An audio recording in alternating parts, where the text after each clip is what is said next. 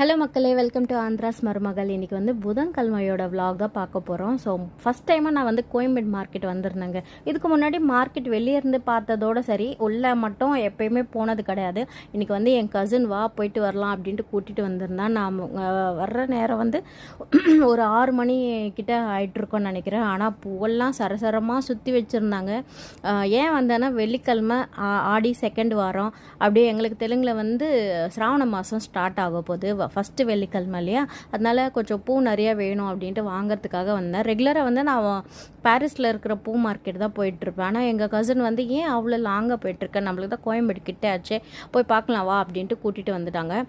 So இங்கே வந்த பிறகு நாங்கள் வந்தது 6 மணி ஆயிடுச்சுன்னு சொன்னேன் இல்லையா. ஸோ ரொம்ப நிறைய கடை வந்து மூடிட்டு இருந்தாங்க.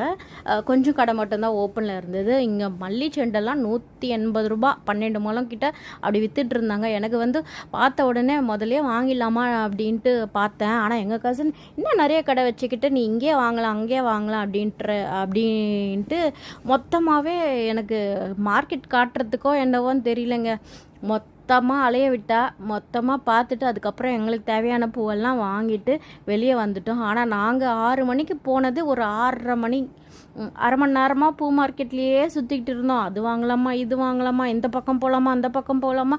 மார்க்கெட்டை பாருங்கள் எவ்வளோ பெருசாக இருக்குன்னா, இந்த பக்கம் ஒரு வழி இருக்குது, அந்த பக்கம் ஒரு வழி, அப்புறம் மாலை கட்டுறதெல்லாம் ஒரு வழியாக இருக்குது. ஸோ மொத்தமாக பெரிய மார்க்கெட்டு தாங்க கோயம்பேடு மார்க்கெட்டு.